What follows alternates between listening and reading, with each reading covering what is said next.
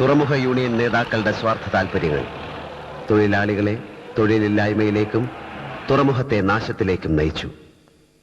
നിരന്തരം ചലിച്ചുകൊണ്ടിരുന്ന തെരുവിന് തുറമുഖത്തിന്റെ സ്തംഭനാവസ്ഥയിൽ താളം തെറ്റി.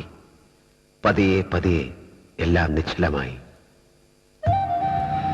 കുട്ടിക്കാലത്തെ ആ യാദൃച്ഛിക സംഭവം മൂലം സലിംബായും ഞാനും തമ്മിൽ ഊഷ്മളമായ ഒരു ബന്ധം വളർന്നു വന്നു. അദ്ദേഹത്തിൽ നിന്നും എനിക്ക് ലഭിച്ച തെരുവിന്റെ നന്മകൾ ഒരു പുതിയ തിരിച്ചറിവായി. എന്തിനേയും ഏതിനേയും നേരിടാനുള്ള കരുത്ത് ഞാൻ അറിയാതെ തന്നെ എന്നിൽ വന്നു ചേർന്നു. തൊഴിലാളികൾക്ക് വേണ്ടി സംസാരിക്കുവാൻ ബായി എന്നോട് ആവശ്യപ്പെട്ടപ്പോൾ എനിക്ക് നിഷേധിക്കുവാൻ കഴിഞ്ഞില്ല. ഭായ് ഭായ് സലീം ഭായ്, മേസ്ത്രിയെയും തൊഴിലാളികളെയും ഇളക്കി വിടുന്നത് അവനാണ്. ഒരിക്കൽ ഞാൻ ശ്രമിച്ചതാണ്, അന്ന് അവൻ രക്ഷപ്പെട്ടു. എന്നെ തോൽപ്പിക്കാൻ കിട്ടുന്ന ഒരു അവസരവും അവൻ പാഴാക്കില്ല. I feel pity for you dad. ദുസ്വപ്നം കണ്ട് ഞെട്ടി ഉണർന്നിട്ടോ വെറുതെ ഭായി ഭായി എന്ന് നിലവിളിച്ചിട്ടോ ഒരു കാര്യമില്ല. എന്നെ മാരാ പർ ചോടി ദോ. या तारा पर छोड़ी दीदा. अरे तारा में अकल छे तो क्या जायज तेसु हाथ बांधे नो बारिश. अरे मेरे प्यारे बेटे, जिंदगी में हर कदम सोच समझ कर उठाना है. ഞാൻ നന്നായി ആലോചിച്ചിട്ട് തന്നെയാ. അയാളെ ചുമ്മാ കയ്യും കെട്ടി നിന്നു തരില്ലെന്ന് എനിക്കും അറിയാം. എതിരാളിയെ ഒട്ടും ബലം കുറച്ച് കാണുന്നവനുമല്ല ഈ രമണിക്. പിന്നെ ഞാൻ എന്താ വേണമെന്നാ നീ പറയുന്നത്? നിങ്ങൾ ഡാഡിയും മോനും കൂടെ ഇങ്ങനെ രണ്ടു വഴിക്ക് ചിന്തിച്ചാലോ? നമുക്ക് ഒരുമിച്ച് ഒരു വഴിക്ക് നീങ്ങാന്നേ. സീ ഡാഡ്, ഇന്നത്തെ കമ്പ്യൂട്ടർ യുഗത്തിൽ ലക്ഷങ്ങൾ കൊണ്ട് കളിച്ചിട്ട് എന്ത് കാര്യം? നമുക്ക് കോടികൾ കൊണ്ട് കളിക്കാം. ഷിപ്പ്യാർഡിൽ ജോലിക്ക് അയക്കുന്ന കൂലിക്കാരിൽ നിന്നും ഈ നേതാക്കന്മാരെ കൊണ്ട് പിരിപ്പിക്കുന്ന 1.5 കമ്മീഷൻ, ചരക്ക് കയറ്റാൻ വരുന്ന ലോറിക്കാരിൽ നിന്നും പിരിക്കുന്ന 3/4 ചക്രത്തിന്റെ കപ്പം, ഇതുകൊണ്ടൊക്കെ എന്ത് നേടാൻ? നിങ്ങൾ എല്ലാവരും കൂടി ചേർന്നുണ്ടാക്കുന്ന ഒരു വർഷത്തെ സമ്പാദ്യം ഞാൻ ഒരൊറ്റ രാത്രി കൊണ്ടുണ്ടാക്കും. ഉണ്ടാക്കിക്കൊണ്ടിരിക്കുകയാണ്. I believe in white gold, വെളുത്ത സ്വർണം. ആ നർക്കോട്ടിക് സെല്ലിന്റെ തലവനെ നമ്മൾ ഇന്ന് മീറ്റ് എന്ന് പറഞ്ഞിരിക്കുന്നത്. ഓ മൈ ഗാഡ്, ഞാനത് മറന്നു മുനീർ. ഇന്ന് എനിക്ക് അയാളെ പരമാവധി സന്തോഷിപ്പിക്കണം. ഡാഡ്, ഗസ്റ്റ് ഹൗസ് വെച്ച് കാണാം. See you. Come on. അത് അവൻ ഇത്തിരി സ്പീഡ് കൂടുതലാ. നിങ്ങൾ പറയാൻ വന്ന കാര്യം പറ. മന്ത്രി നേരിട്ട് വന്ന ഒരു ഒത്തുതീർപ്പ് ചർച്ച നടത്തേണ്ടുന്ന അളവിൽ കാര്യങ്ങൾ അവന്മാർ വഷളാക്കി കളഞ്ഞു. സലീം ഭായിയെ മാത്രം മുന്നിൽ നിർത്തിയായി കളിയെന്ന് എനിക്ക് തോന്നുന്നില്ല. Then who the hell is behind this move? ഏതായാലും ബഹുമാനപ്പെട്ട മന്ത്രി വരട്ടെ.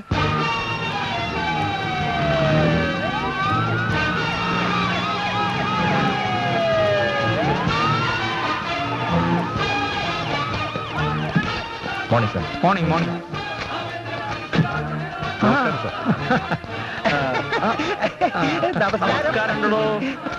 ഒന്ന് വേഗം വന്നേ, എല്ലാരും കാത്തിരിക്കാം. നമുക്ക് അവിടെ ചെന്നിട്ട് വേണം മിനിസ്റ്ററോട് ബാക്കി നേരത്തെ പറഞ്ഞ കാര്യങ്ങളൊക്കെ ഓർമ്മയുണ്ടല്ലോ. ആ എവിടേക്കാ? അവിടെ കഞ്ഞി വീഴ്ത്തൊന്നുമില്ല. എല്ലാവരും കൂടെ ചെല്ലാൻ. ആരെങ്കിലും 1-2 പേര് പോയാൽ മതി. ഞങ്ങൾക്ക് ചില കാര്യങ്ങൾ സംസാരിക്കാനുണ്ട്. പറഞ്ഞു കേട്ടാ മതി. കൂടുതൽ വിളച്ചിലൊന്നും എടുക്കണ്ട. സാറിന്റെ അടുത്ത് ആരെങ്കിലും പറഞ്ഞിട്ടുണ്ടോ ഞങ്ങളെ തടയാൻ? ഉണ്ട്, നിന്റെ അപ്പൻ. നിർത്ത്. നമ്മളിവിടെ വന്നിരിക്കുന്നത് വഴക്കുണ്ടാക്കാനല്ല, അവകാശങ്ങൾ പിടിച്ചു പറ്റാനാണ്. അത് മറക്കരുത്. കാര്യങ്ങളൊക്കെ ഇത്രയും മോശമായ അവസ്ഥയിൽ എത്തിക്കാൻ പാടില്ലായിരുന്നു. പ്രശ്നങ്ങളൊക്കെ നിങ്ങൾക്ക് തീർക്കാമായിരുന്നില്ലേ?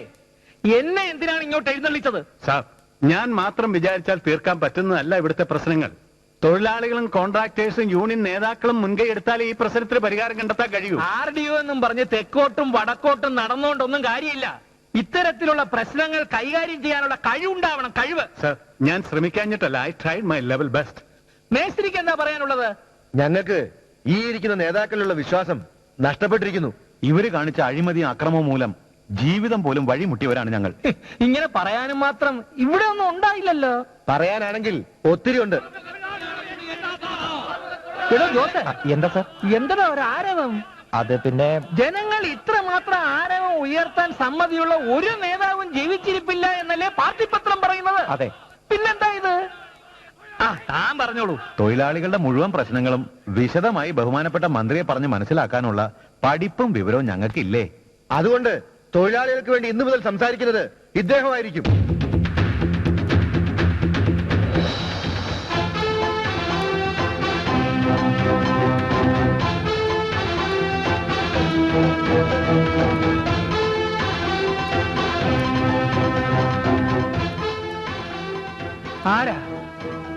മനസ്സിലായില്ല.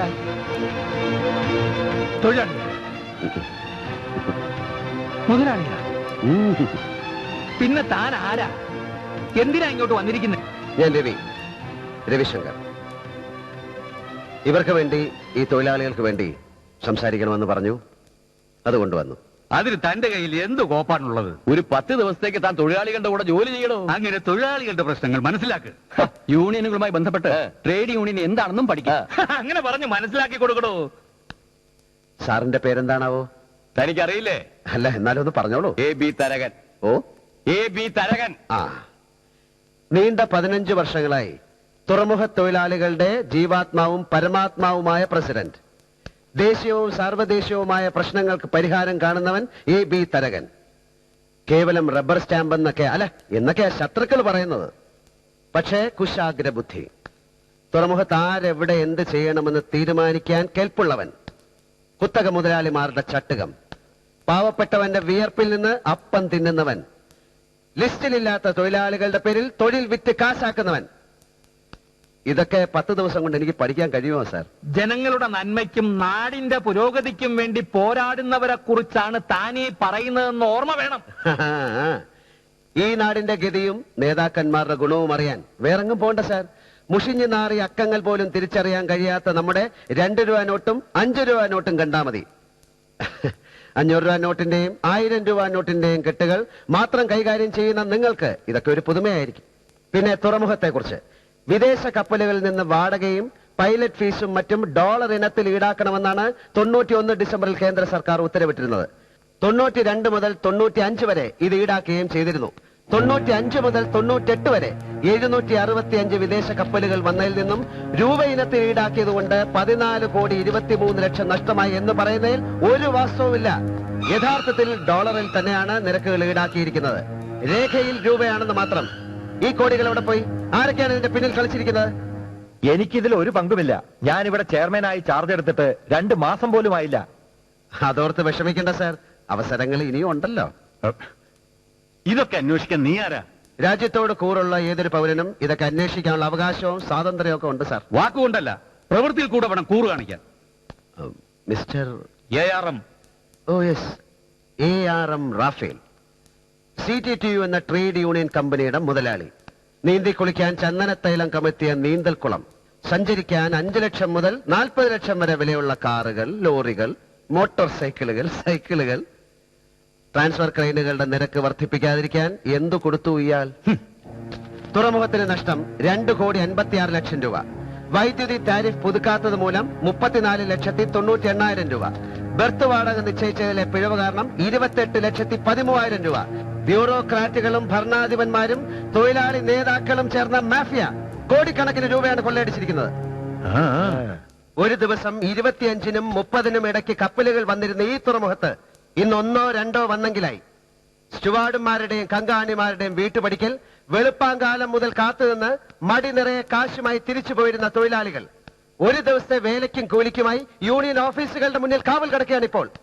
നിങ്ങൾ കൊടുത്ത വാഗ്ദാനങ്ങൾ അപ്പാടെ വിശ്വസിച്ച ഇവർ ഇന്ന് ജീവിതത്തിന്റെയും മരണത്തിന്റെയും ഇടയിലാണ്. തനിക്കിപ്പോ എന്താ വേണ്ടത്? നീതി. കഷ്ടപ്പെടുന്ന തൊഴിലാളി വർഗം അർഹിക്കുന്ന നീതി. ഇവർ പണിയെടുക്കാൻ തയ്യാറാണ്. പക്ഷെ അടിച്ചേൽപ്പിക്കപ്പെട്ട അതിരിന്റെ ഇരുവശത്തുമായി ഇനി ഒരിക്കലും അവർ അണിനിരക്കില്ല. ഒരു യൂണിയന്റെ കീഴിലും ഇവർ ജോലി ചെയ്യില്ല. സ്വതന്ത്രരായ തൊഴിലാളികളാണിവർ. ഇവരുടെ വിയർപ്പിന്റെ കൂലി പറ്റാൻ ഒരു ട്രേഡ് യൂണിയൻ നേതാക്കളെയും അനുവദിക്കില്ല. അഴിമതിയും കാര്യശേഷിയില്ലായ്മയും മൂലം ഇനി ഒരിക്കലും അർഹതപ്പെട്ടവർ അവഗണിക്കപ്പെടരുത്. അടിയന്തര സാഹചര്യങ്ങളിൽ വേണ്ട തീരുമാനങ്ങൾ എടുക്കാതെ ഉത്തരവാദപ്പെട്ടവർ ഒഴിഞ്ഞു മാറിയതുകൊണ്ട് സംഭവിച്ചതാണിതെല്ലാം. നിങ്ങൾ എല്ലാവരും കൂടി ആലോചിക്കൂ, ഉചിതമായ ഒരു തീരുമാനമെടുക്കൂ.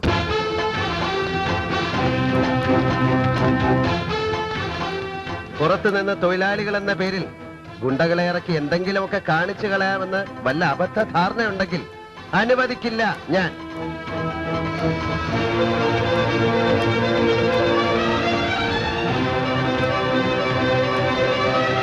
കാലം വല്ലാത്തൊരു കാലാണ്ടു മേശ്രി. നേരെ ചൊവ്വിന് പോവാന്ന് വെച്ചാല് ഇവിടെ ഒന്നും നടക്കൂല. 4 ചുറ്റിന് ശത്രുക്കളാണെന്ന് വിചാരിച്ചാല് കഷ്ടിച്ച് കഴിഞ്ഞുകൂടാ. സംസാരം മൂത്തു വന്നപ്പോ ഷായുടെ ആളുകൾ കയറി ഉടക്കി കളയുമെന്ന് ഞാൻ വിചാരിച്ചു. ആഹാ, അവന്മാരുടെ നല്ല കാലത്തിന് പറഞ്ഞത് മുഴുവൻ അങ്ങോട്ട് കേട്ടതല്ലാതെ എതിർത്ത് ഒരു അക്ഷരം ഇങ്ങോട്ട് മിണ്ടിയില്ല. മുണ്ടൂല്ല, മുണ്ടാൻ പാടില്ല. മൂക്കത്ത് ശുണ്ടി, കൽബില് നിറയെ ദയ, കൂർമ്മബുദ്ധിയും കൗശലവും വേറെ, മനസ്സിൽ പക കയറിയാലുണ്ടല്ല ഭയങ്കരനാ. അതാ രവി, ഓൻ എന്തിനെ നേരിടാനുള്ള ചങ്കുറപ്പുള്ളവനാ. ഈ തെരുവിനൊരു മോചനം ഉണ്ടാവുമെങ്കിൽ അതെന്റെ രവിയിലൂടെ ആയിരിക്കും, അതെനിക്ക് ഉറപ്പാ. ഇനി ചായം കൂട്ടരും അടങ്ങിയിരിക്കുമെന്ന് എനിക്ക് തോന്നുന്നില്ല. എങ്ങനെ അടങ്ങിയിരിക്കും? കടന്നൽ കൂട്ടിലല്ലേ കല്ല് വീണിരിക്കുന്നേ. കണ്ട വഴിയെ പ്രാണനും കൊണ്ട് പായും. എന്തായാലും മേശിരി ഒന്ന് കരുതിയിരുന്നോളി, നേരെ ഒരുപാടായി. കൂട്ടിന് വേണമെങ്കിൽ ഇവരാരെങ്കിലും കൂട്ടിക്കോളി. അയ്യോ വേണ്ട, പോകുന്ന വഴിക്ക് ഓഫീസിൽ ഒന്ന് കയറണം. മെക്കാനിക് സുധാകരൻ എന്നെയും കാത്തിരിപ്പുണ്ടാവും. ഇല്ലാത്ത കാശുണ്ടാക്കി അവനെ LLBക്ക് പഠിക്കാൻ വിട്ടിട്ട് ഇപ്പൊ എന്തായി? അവൻ ഈ കാണിക്കുന്ന ക്രിമിനൽ ബുദ്ധിയുടെ പകുതി മതിയായിരുന്നു ആ പരീക്ഷ പാസ്സാകാൻ. അതെങ്ങനെയാ? പഠിച്ച് പാസ്സാകാൻ പാടില്ലല്ലോ. എൻറോൾ ചെയ്ത് ഏതെങ്കിലും കസേര കയറി കുത്തിയിരിക്കട്ടെ. അപ്പോ സാറിന് ഇതുപോലെ നാട് നീളെ നടന്ന് തട്ടാനൊക്കത്തില്ലല്ലോ. ഇയാൾക്ക് ഇതെന്തോ നിന്റെ സൂക്കാരാണ്, ഒന്നും മിണ്ടായിരുന്നൂടെ? അയ്യോ മോനെ, നീ കൈ മുറിക്കണ്ട. അവൻ എന്തെങ്കിലും പറഞ്ഞിട്ട് പോട്ടെ, നീ അത് കാര്യാക്കല്ലേ. വേണ്ട, കാര്യമായിട്ട് എടുക്കണ്ട. അല്ലെങ്കിലും അമ്മയാണല്ലോ ഇവനെ ചീത്തയാക്കുന്നത്. ഇവൻ ഒരുത്തൻ കാരണം ഈ കുടുംബം മുടിയും. സ്വന്തം കൂടപ്പിറപ്പിനെ എപ്പോഴും ഇങ്ങനെ ദൂഷിക്കരുത് കേട്ടോ. കഷ്ടപ്പെടുന്നവരോട് കാരുണ്യം കാണിക്കുന്നതാണോ തെറ്റ്? ഇന്ന് ചീപ്പ് കോപ്പ്. എന്റെ അമ്മേ, ഇന്ന് എന്തായിരുന്നു മിനിസ്റ്ററുടെയും മറ്റു നേതാക്കന്മാരുടെയും മുമ്പിൽ വെച്ച് അമ്മയുടെ മോന്റെ ഒരു പെർഫോമൻസ്. ഫയല് മറിക്കുന്നു, കണക്കുകൾ വിളമ്പുന്നു, പടുവെടുപ്പൻ ഡയലോഗുകൾ വെച്ച് കാറ്റുന്നു. എടാ മോനെ രവി, 10 കാശ് സ്വന്തമായി അധ്വാനിച്ചുണ്ടാക്കാൻ കഴിയാത്ത നീ എങ്ങനെയാടാ നാട് നന്നാക്കണേ? അല്ല, മനസ്സിലാഞ്ഞിട്ട് ചോദിച്ചതാ. തെറ്റുണ്ടോ? എന്റെ ഹരി, നീ ഒന്ന് അവനെ ചാടി കടിക്കാതെ. അവൻ എങ്ങനെയെങ്കിലും നന്നായിക്കോളും. നീ ഒന്ന് പിടിച്ചാ വല്ല സൈക്കാട്രിസ്റ്റിനെ കാണിക്കണം. അല്ലേടി രാധേ? ഓ, അത്രയൊന്നും വേണ്ട. പച്ചയിർക്കൽ കൊണ്ട് 2 പെട കൊടുത്താലും മതിയാവും. അതേടി, എനിക്ക് വട്ട. നീ എന്റെ അനിയനാണെന്ന് മിനിസ്റ്റർ എങ്ങാനും അറിഞ്ഞാണ്ടല്ലോ. വേണ്ട, അത്ര കുറച്ചാണെങ്കിൽ അനിയനാന്ന് പറയണ്ട. പക്ഷെ ചേട്ടനാണെന്ന് ഞാൻ എല്ലാവരോടും പറയും. നീ എന്നെ പരിഹസിക്കുകയാണോ? പരിഹസിച്ചോ. പക്ഷെ ഒന്ന് ഞാൻ പറഞ്ഞേക്കാം, ഒരിക്കലും ഊരാൻ പറ്റാത്ത ഒരു കുടുക്കിലേക്കാണ് നീ പോകുന്നത്. ശരി, വരെ വെച്ചിരിക്കുന്നു.